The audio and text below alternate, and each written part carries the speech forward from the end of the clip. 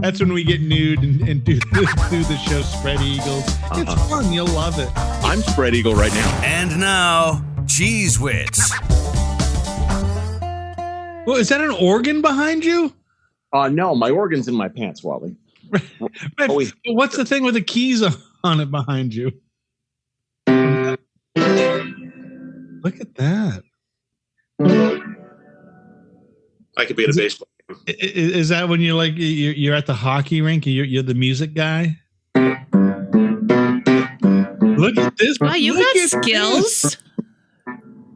This man can play more than one organ. You know what? But I'm better at one than the other. I bet he's a much better skin flute player than he is an organist. Ta-da. Ding, ding, ding. Exactly. Ding, ding, ding, ding, ding. So what's new, ladies? Did you guys see, or you had to have seen, the Secret Service security breach? Mm-mm. What? At the national, you didn't see this? No, what happened? So early, I think it was early this week or over the weekend, the National Security Advisor for the United States of America, a drunk, walked past the Secret Service, got around them, went into the guy's house. Oh, yes. I thought you talked about he's milling around. Oh my God! National Security Advisor's house, and the National Security Advisor gets up and gets out of bed and says, "Hey, you need to go. You can't be here." The fucking guy was drunk. How good is this National Security, the Secret Service? How secret are they? They're so secret they're not there apparently. When a drunk guy walks into the National Security Advisor's house while he's sleeping. I feel like the National Security Advisor also should know to lock his door. You'd think, right? Well, I don't know that it wasn't locked. I don't know if the guy went in through a window. I'm not sure how he got in the house. But how the fuck do you get by the Secret Service? Well, it's a secret, Wally.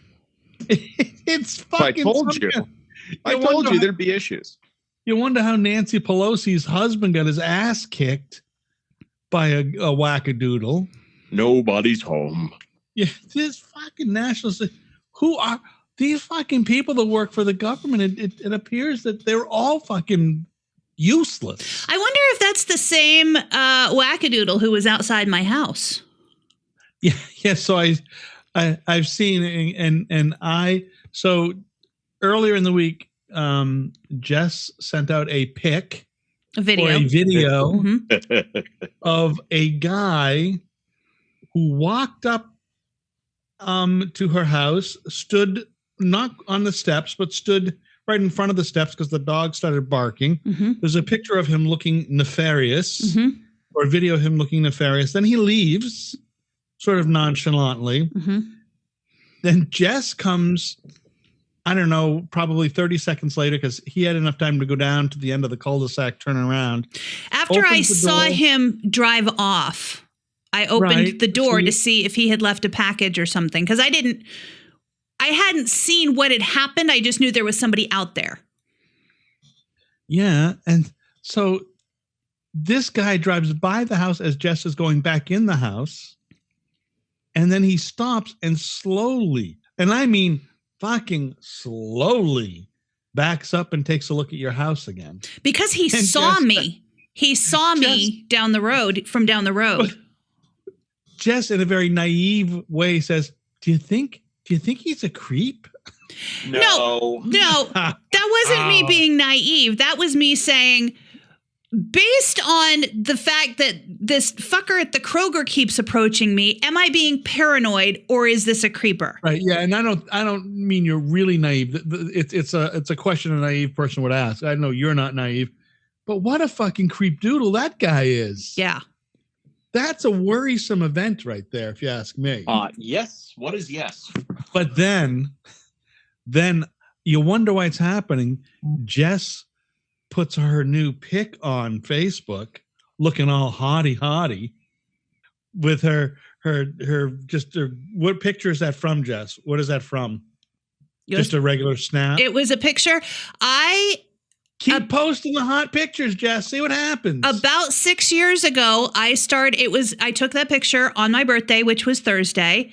And about 6 years ago, when I turned 45, I started taking a picture on my birthday every year, just as a sort of way to be like, hey, I'm this age now, and I'm not ashamed to be this age. And look at how good I still look for whatever this is. Because I used to be the person who was like, I'm 29 again. It's the 10th anniversary of my 29th birthday.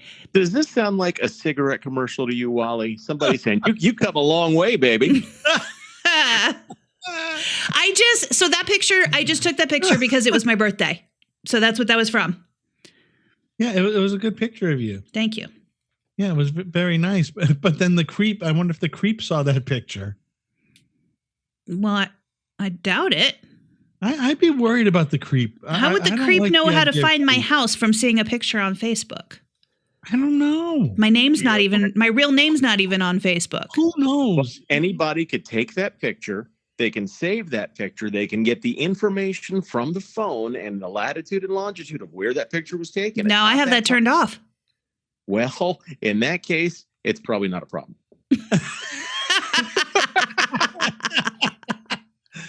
Yeah, I don't understand these guys. I fucking don't. I don't get it. Mm-mm. No, I don't understand it. I mean, it would be kind of. I mean, it's hard not to think that guy is a creep, right? Right. Even though there may be a completely innocent reason that he was out there being creepy, but I don't know what it is. Yeah, but we now live in this fucking world where even a guy or a girl, any person doing something absolutely innocuous can appear to be a threat. Well, if you're doing the innocuous thing in front of my house, then yeah. Maybe he's fucking selling siding. Who knows? I mean, who knows, right? Yeah, but he didn't. It occurred to me that he was some sort of salesperson, that he saw the no soliciting sign and decided to stand there and see if I would open the door anyway because the dogs were barking. Right. But he didn't have any paperwork or clipboard or tablet or anything in his hand. He had no branding on his clothing or on his car. He had a regular. He didn't have a weapon either. We didn't see a weapon. No, as far as I know, we did not. Yeah, I fucking don't. I get it. I know it now. He was coming by to talk about your car's extended warranty. Oh, that's probably it. He's been trying to reach me for a while. Huh? I would be less concerned, I think, about that guy if he stopped at the neighbor's house and then the person across the street. Yeah, but no, he didn't stop at anybody's houses except mine. Not. He just at yours. See, out where I live, if somebody came up my driveway, like we don't see anybody come up our driveway. Once every 10 years, we see the people collecting the counting heads data. The census, yeah. We see that person, and every 2 years we see anybody who's running for a public office. Mm-hmm. They'll come up the driveway. Other than that, we see fucking nobody. The mail carrier, but fucking nobody. Because I can't see anybody, any of my neighbors across the street, either side of me. My neighbor on one side of me lives on the other side of the river. The neighbor on the other side lives on the other side of the woods and the stone fence, and you just can't see anybody. Mm. So if someone comes up our driveway, there's something wrong. Yeah. Unless it's one of those two kinds of people.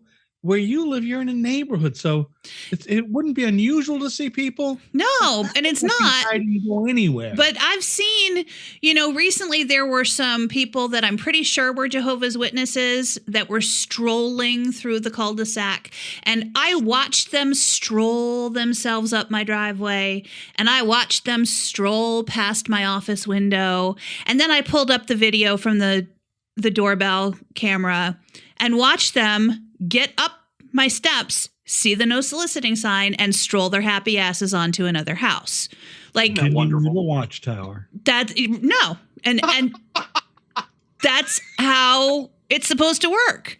But this guy, he stood at the bottom of my steps for 10 seconds, which isn't that long, except it's about 5 times longer than needed to see a no soliciting sign and realize that you're not welcome there. So that part was creepy by itself. But then when he drove off and then he saw me in the rearview mirror and threw it in reverse. And as soon as I saw him put it in reverse, I went back inside and closed the door real fast. And then he slowly backed up to... And it was slow. In front of my house again. I was like, dude, what the fuck? And I was hiding. I could see, but I was hiding. God, Dave, yeah, see, that fucking sucks. Yeah. You're hiding in your own house. Mm-hmm. You're hiding because, man, oh, golly.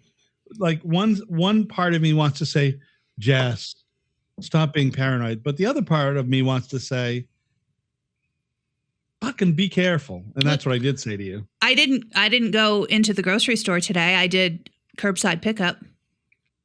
You really did? Mm-hmm. That sucks. I mean, it was either that or drive twice as far to get to a different store. You're going to have to weigh out the financial. Does it cost more to get the curbside pickup than the drive further? Well, no, it was free. It didn't cost any more. The issue, the problem I have with doing curbside is that somebody else is picking out my produce. And if the thing I want isn't there, like they don't say, here are all of the options. They say, well, sorry, we just couldn't find that. So you only have half of your dinner for this week. They're eating some of your grapes, licking them, then putting them back in the bag. Right. And, pop one in the mouth, go, oh, that's terrible. Yeah. Boy, why is that guy from Instacart walking down the hall with a grape in his asshole? I don't understand. I just don't get it anymore. I don't know. He's making raisins. That's all he's doing. He's just trying to help. He's just making. Look, you see, you already got a bad taste in your mouth. Jess, you haven't even had one of the grapes. Yeah, haven't even tasted one. How do you know? Yeah, I don't know. Is that a woman? Is that a woman thing, or is that just a human thing? Which? Or is everybody feeling that way? Does everybody feel? Do people in general feel worried about what's going on outside their door like that, or do they have to? I think you have a legitimate reason. I would fucking not want to be in that shoe. I feel like probably there's some level of concern for everyone, or video doorbells and security cameras wouldn't be as popular as they are. But I think it's another level up for women, especially those of us who live alone. It's another level, because while there are creepy, dangerous women, I really feel like they are well outnumbered by creepy, dangerous men. Yeah, I also think that part of the marketing ploy of Ring and those any number of is to scare the shit out of people, to make them believe they need to have this shit, because the world is fucking dangerous. And everything that we not everything, but a bulk of what's fucking thrown at us is this shit that says you need to be afraid, you need to be scared, you need to be scared. I ain't scared. I ain't scared of you. You need to be afraid, you need to be scared, you need to be vigilant about security. You need when factually you don't have to be. But we've been convinced that you have to be.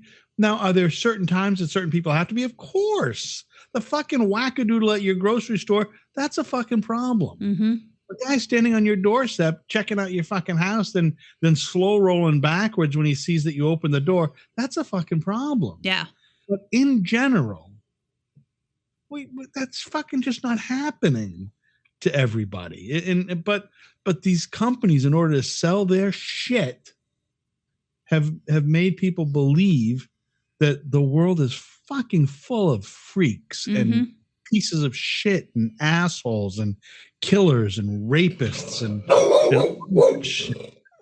uh-oh. What's at the door? Who's there? What's going on? I don't like this. I don't know why these people are here. They come in on a Sunday now. God damn it. Jess, there's somebody at the door with a mask. Wait a minute. Hold on. Jehovah's Witnesses, Watchtower. Fuck you. I don't even know what she's barking at. Usually I can hear whatever it is, but. So here's what the dogs bark at. So at your house, I know what they bark at. There's people outside, right? That's but also because Rose's little dog barks like nonstop when he's outside. So here, when my dog barks, it's because there's a deer in the yard. We've had bunnies visiting the front yard recently, and my dogs would be off. My dogs would be chasing them like fucking. Well, she can't get to the front yard, but she can see him out the front window, and she gets very upset. Oh, my guys would be. Just my girl and guy would be out there just chasing the fuck out of those people. Just the fuck. Hey, so I wanted to ask this because you guys, and I asked this because of the George Santos thing. I don't want to talk about politics. I just want to talk about, he's got these indictments on him. Part of it is about lying. Have you guys ever embellished a resume? Absolutely. Sure. Yeah. If you're not embellishing your resume, you're not trying. That's correct. I think I've embellished, but have you ever said like his stuff is he's gone to a school he never went to. No. He played a sport he never played. Like my embellishments might be, oh yeah, I know how to do, I know really well how to use Excel. Fuck, I do not.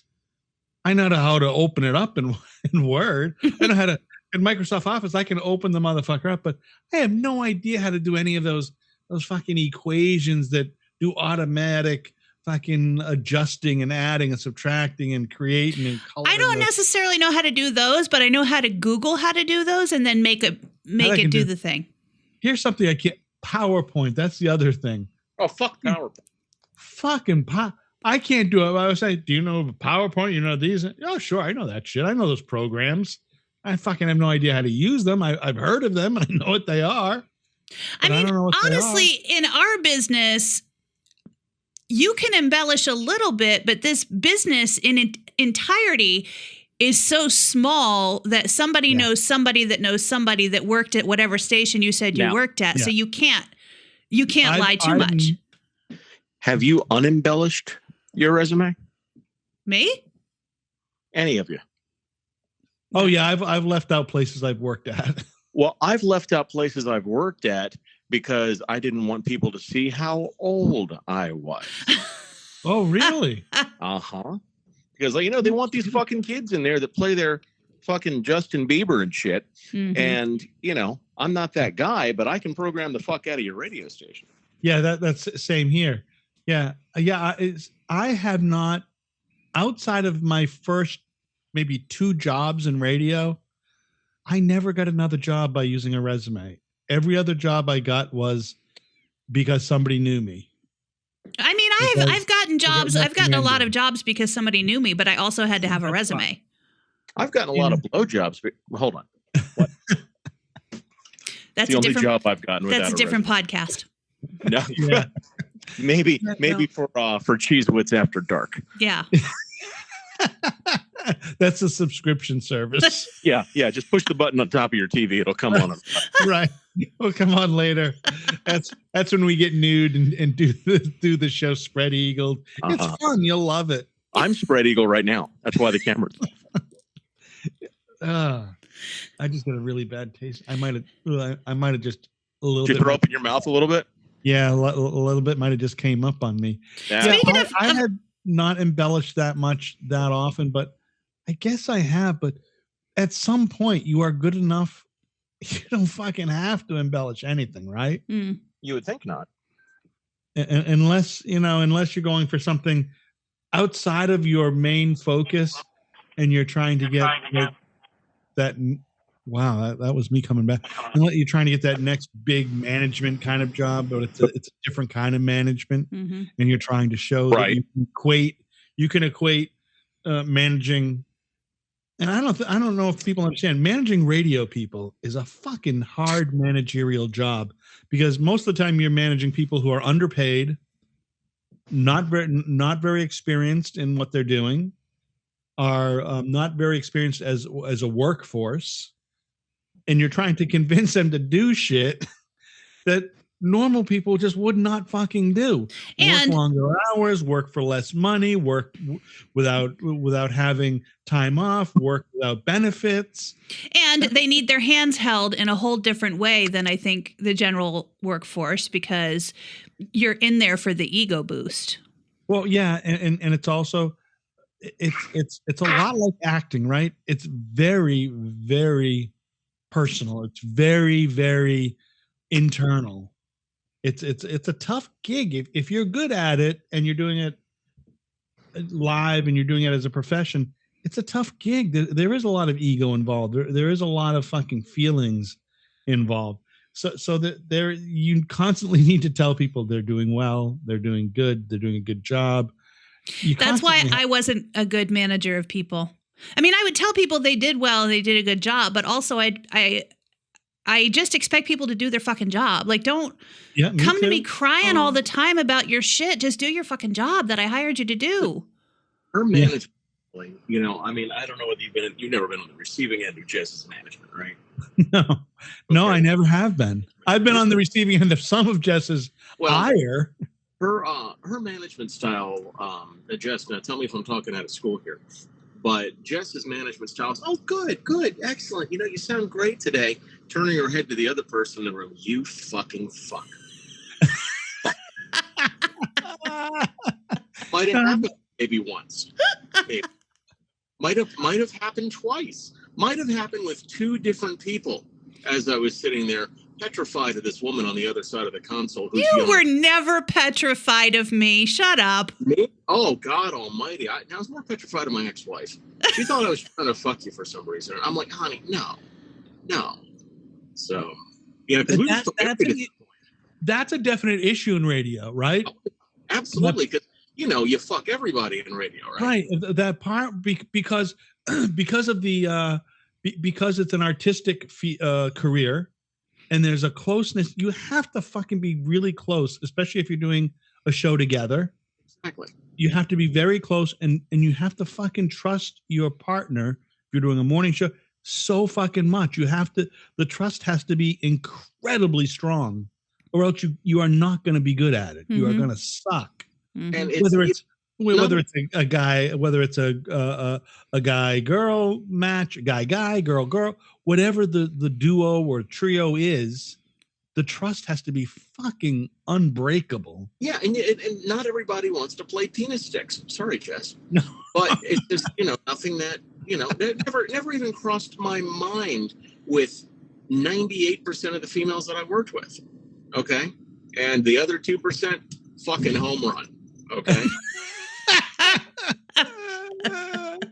Yeah. You remember that girl that came up from North Carolina, Jess?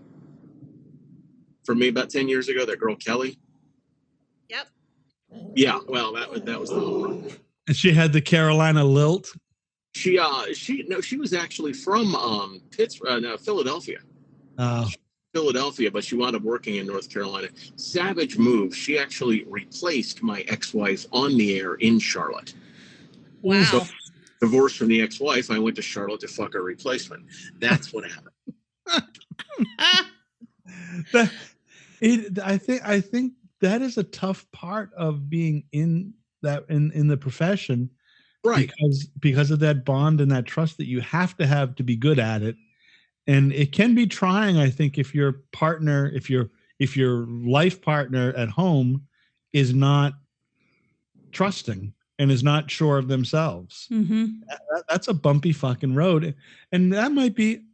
I know very few radio folk who have been married the entire time that I've known them, that have had the same spouse for year upon year upon year upon year. I only know a couple of them, not many at all. I mean, everybody on this call has been divorced at least once, right? Yeah. No, not me. Not you. So you did stick with somebody. How about that? So 2/3 of this call has been divorced at least once. Yeah. my second divorce, I'll give to you, so you'll have one. Okay. So now everybody. Yeah, but most of the folks I know too, I'm like you. Probably 7 out of 10 of radio folks I know who are married have been married 2 or 3 times. Yeah. And mostly because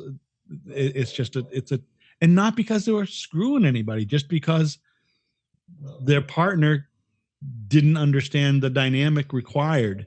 Well, but I had a partner that did. That's the problem. I mean, the first wife was on TV, second wife was on the radio. They both absolutely, knew what the schedules were like, what the demands were like, all that bullshit.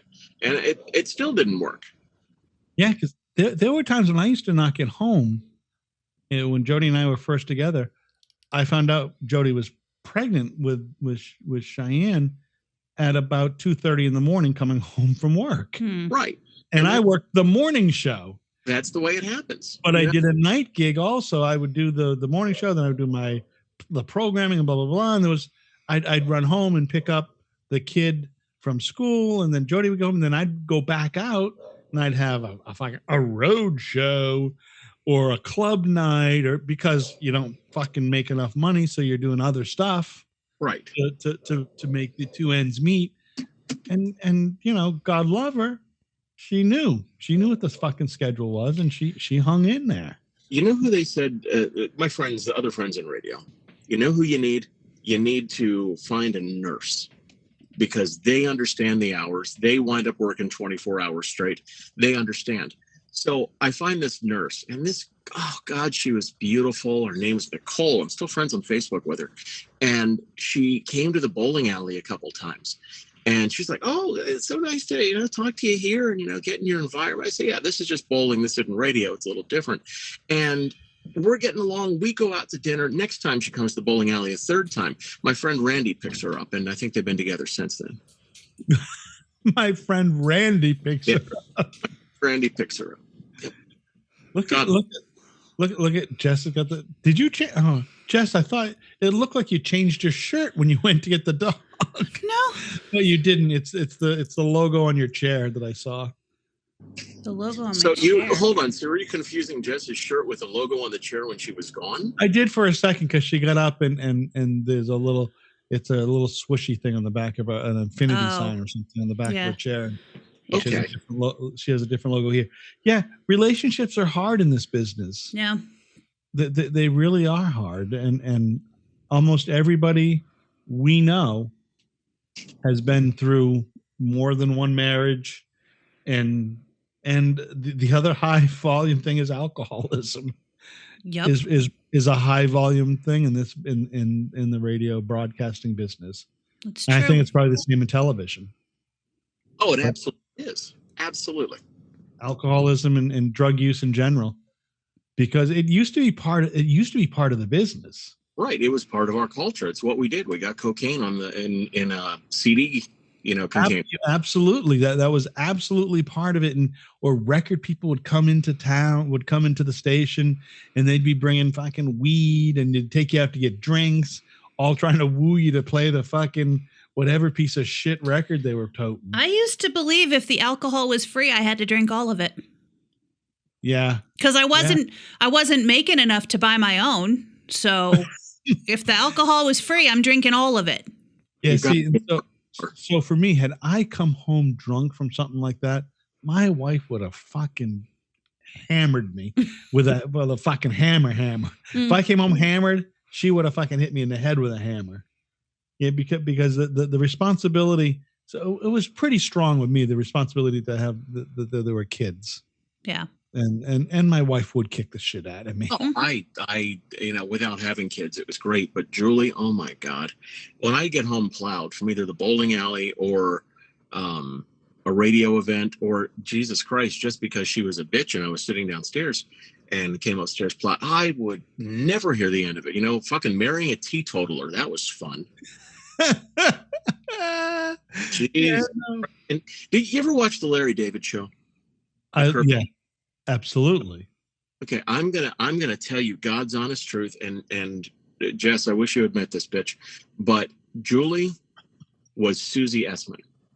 Okay. Yeah, that's not good. Like, so I'm sitting down in a restaurant, me and Ed Rodriguez sitting down in a restaurant, and Ed's got his girlfriend there, and I get in the booth with Julie, and we were running a little late. So she looks right at Ed and says, "You know what your fat fucking friend fucking did this fucking time?"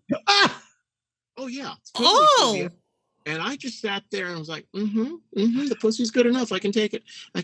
Pussy's good enough. Wow. Oh man. We were just watching wanted to bring we were just watching the new Super Mario Brothers movie because the 9-year-old granddaughter wanted to watch it. Right. And came up for dinner and stuff. And the funniest thing, one of the things we noticed were you can't have villains anymore. The villain is in here. I don't know what the fuck he is. Fillet of fish with no tartar sauce. Yeah, and an unsweet tea. I'm sorry. Did I not mute you? Shit. Sorry. No, that's fuck it. We're doing it now. Yeah, that's enough. That's enough. Okay, you can pull up to the first window. Thank you so much. Let's pull up to the first window. Hey, look, my habits have gotten better. I have not had. I had an episode last week. Okay. And when I say an episode, I talked to my doctor Thursday, and he said that, he's surprised I'm alive. Did you have a seizure? No. But you know how my stomach's been. Mm-hmm. Yeah. Okay. And how everything else has been, just with the head and the COVID part XXI or whatever the fuck we're doing. And I was at the bowling alley last Wednesday afternoon visiting my friends from my friends from Canada. And they were just bowling along, and I just didn't feel like it. I got this sharp pain in my stomach. Okay. And the bowling alley to the house is 4 minutes. I couldn't make it back to the house to take a shit. Okay. So I go inside of the sheets. Wally, you know what a sheets is, right? Yeah. Okay. So I go inside of the sheets, and I'm sitting on the toilet taking this exquisite dump, or what I thought was going to be an exquisite dump. Okay. And I'm sitting there, and all of a sudden I start sweating profusely. Just sweating. And the pain is so intense in my body. And it was so bad that I wiped up and then laid down on the floor of the handicap stall. Wow. Just trying to cool off, because the sweat was just pouring out of my body. Just pouring. And like a light switch, it turned the fuck off after about 25 minutes. And I'm like, what in the fuck is this? Honey, you're in menopause. Yeah, thank you. Yeah, I laid on the floor of the sheets, Wally. For 25 minutes? It was about 10 minutes on the toilet and 15 minutes on the floor of the handicap stall. Wow. Thank you. And I was like, oh God, this is how it's going to end, inside of a fucking sheets in goddamn Middletown, Maryland. This is what's going to happen. And like I said, turned off like a light switch. So I'm like, okay, I don't know what just happened. I talked to my doctor the next day, and they were trying to put me on new medication because insurance didn't cover the new thing that he wanted. So I'm taking just the old stuff. And he said, I told you needed something else, and you're treating your body like shit. I'm pretty sure that was a diabetic attack. And you were sweating, getting rid of all the toxins in your body and shitting. And then once your body felt it was okay, it just turned off. So stop being an asshole. I don't want to be a pallbearer at your funeral. What? I said, okay. Nice bedside manner, number one. But, number two, I'm like, okay, this is it. So last Wednesday, I stopped drinking sugared soda. Totally, just like a light switch, turned it off. I have had water, unsweet tea, and I've had like Propel water and Hint water and that sort of shit. Some Gatorade Zero, and I've had... I fucking hate that Gatorade. No, I love that stuff. And I had a pint of... not a pint, whatever the small thing is of skim milk. And other than that, I've been eating reasonably okay. I'm going to get through this week of sugared sodas, of not having them. And then next week, the following week, I'm cutting out fried food. Just getting rid of it. And if I can cut those two out plus white bread, I think I'll be okay, and I'll get my numbers manageable again. But it literally scared the shit out of me. Literally. Well, it fucking should have scared the shit. And it sounds like your doctor knows you well enough that he's using. Is it a he or she? It's a he. He's using plain language with you. Mm-hmm. Which I like. I like when a fucking doctor, when someone you're counting on to give you the real fucking skinny, uses plain language. Give it to me straight. That's all. Just fucking use the plain language. Just don't fucking pull punches and try to, not hurt my feelings. And he did. And if I can stick with this, I'll be okay. God forbid another family member dies, then I'm going to go in the fucking barrel and probably, do a countdown to death. Yeah, because this is a different sound than you had 3 weeks ago when the doctor told you, stop eating fried food, stop doing this, stop doing that. Well, and you said, fuck him, it's my life. I'm going to do that. I never truly believed I was diabetic. Never truly believed it. I've never had a good doctor until this one for the past year. And he's just gone on and, given me pills and stuff because that's what I've had. Until I had the blood test a few weeks ago, I didn't realize how bad my numbers were. Okay. I just thought, okay, I'll cut out fucking sodas for a little bit. My numbers will come down. Everything will be okay. Hey. Well, that didn't work. So now I got to get serious about this if I, plan on inseminating the girl and having a child. Oh, fuck yeah. Yeah. So whether there's any ink in the pen, I have no idea, but we'll see. This asshole just pulled right out in front of me on 194. I think I'm going to ride his ass and pull his hair. What the fuck, dick? So what did you just get, a fillet of fish? Yeah, fillet of fish, and I'm just going to eat the fish. I don't like their chicken, but I just needed something. I've eaten nothing today. So can I tell you, fucking, the fillet of fish is my favorite McDonald's food. Mm-hmm. If I'm going to get it, and because I always get extra tartar sauce because I don't know why McDonald's does not market and sell their tartar sauce in stores. It is the best tartar sauce, bar none, of all tartar sauces sold in stores. The McDonald's tartar sauce is fucking fantastic. Potential client, McDonald's. When I was a kid, outstanding. When I was a kid, my dad was the cheapest man on the planet. And so I grew up believing that going out to dinner was McDonald's. But also, we were not allowed to order anything other than the, at that time, 59-cent cheeseburger or 59-cent hamburger or 69-cent cheeseburger, period, the end.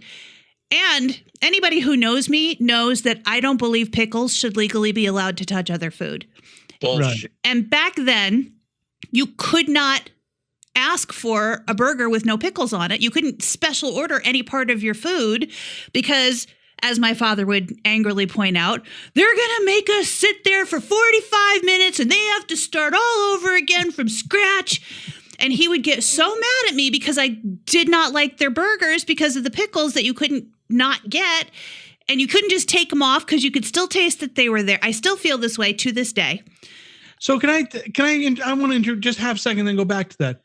That's such a great thing your dad did, because that's so fucking different than people today who, I want it without pickles and I want it this way and medium rare that hamburger and do this with the bread and fuck you all. This is the way we make it. This is the way you get it. You do whatever you want after we give it to you. Therefore, I didn't want to get it. Every week I learned something. Yes, because it's clear, Jess. Absolutely clear that your father was my mother. I don't know how they could be the same person, but somehow they are. So you get this delicious hamburger. So I would not get the hamburgers. I would always ask for the fillet of fish, and it would drive my dad insane because that would be like $1.29 or something. God, and he would be so mad at me because I wanted the fillet of fish. You were a gold digger back then? Yep. You know how much the fucking thing was? This fish sandwich here was $4.89. Oh my Christ! No French fries, just the sandwich? Nothing. No, I don't want to inundate with fried food. I just happen to want the fried sandwich. So yeah, nothing. Just the sandwich. Man, oh man. Yeah, it is my favorite of the foods. When I was a kid, and I had also extremely cheap foster parents at the time. This is how ours got. There was 3 of us, brother, sister. Actually, there was 4 of us. One was their kid. And then there was myself, my brother, my sister. We each would get a hamburger. one small fry that we get to share, the three of us, and one drink that we got to share, the three of us. And invariably it'd be an orange soda. Their kid got whatever he wanted. Mm-hmm. We fucking tormented that poor kid. We fucking hated him so much. And it wasn't his fault, none of it. No. But they treated him like the fucking, the next in line for the throne of assholes. Now, my mother used to order for me. Okay. And I didn't get a choice. And I think that's where my hatred of onions comes from, having to eat those slivered onions off the McDonald's hamburger. And she would just order whatever. I told you, the younger autistic brother that died. Yeah. He would get whatever the fuck he wanted because he was verbal, but some of it was, weird shit. But he'd say what he wanted. So we're driving to Disney and my brother's sitting there and he says, "How about McDonald's?" And they're like, "Oh, Andrew's so good." And they pull over and they get him McDonald's. And I decide that, wow, that's interesting. So about 45 minutes later, "How about McDonald's?" "Oh, Andrew, of course." So they go and they get him more food at McDonald's. About an hour later, I'm hungry. So I whisper in his ear, I say, "How about Burger King?" And he says, "How about Burger King?" "Oh, Andrew, of course." So I stop the car and I'm like, this is the best fucking thing ever. It's like you had a Charlie McCarthy. Exactly. So another hour down the road, I say, "How about McDonald's?" And Andrew, finally learning what this game is, looks up front and says, "How about McDonald's?"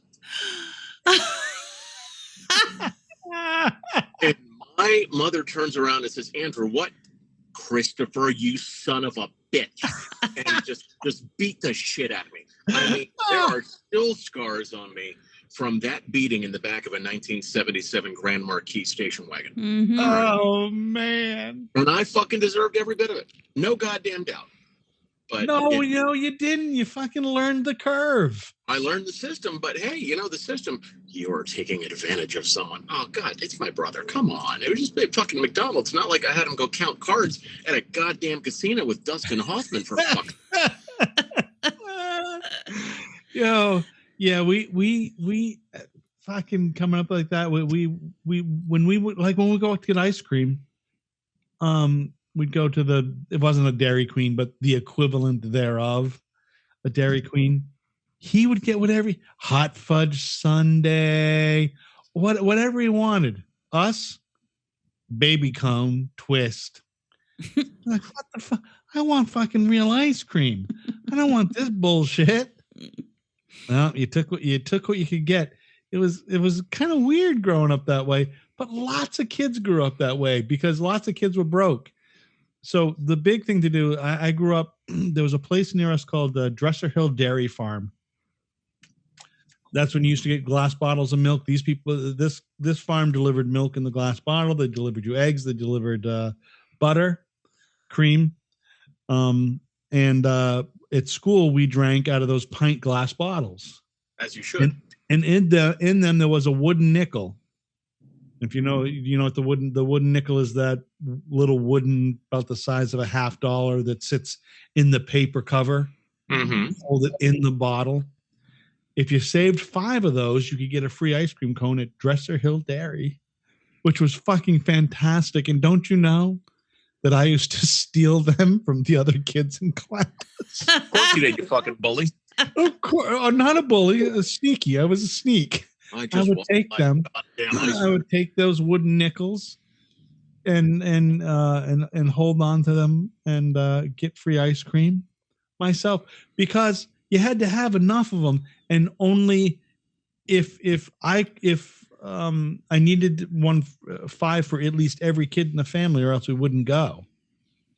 So it would take me probably 2 weeks to get 20 of those wooden nickels, because I wasn't hitting kids on the head. I was sneaking their wooden nickels off their desk. You had bottles, you could have hit them on the head. Right, bro. Yes, because I had the fantastic Speed Racer metal lunchbox, mm-hmm. with a heavy little thermos in it that you'd have for your snack milk. Yep. You see, you had the good stuff. When I was young, when I was getting Good stuff. well, yeah, because when I got into first grade, and you had to start bringing your lunch or take the 80-cent cafeteria food with fucking, a little thing of chocolate milk. Now, Mom would pack lunch occasionally when she wasn't half in the fucking bag. She'd go ahead and she'd pack a lunch, but the lunch boxes, literally, it was that year that they started turning into plastic instead of being. Oh, that's shit. Oh. Yeah, So, yeah. because those metal ones were good weapons. Oh, they were fucking You know- awesome. You know what the plastic ones were? It just screamed out, "Pussy boy." Okay? It could say G.I. Joe on it, but right under it in small print, G.I. Joe Pussy Boy. Yeah. Especially if you get the one that looked like the purse. Yes. Like the half dome one. That was the bad one. You didn't want the little dome one. It looked like the modern day purse. You definitely did not want that one. Okay, you guys. All Are we right. on for next week? Yeah.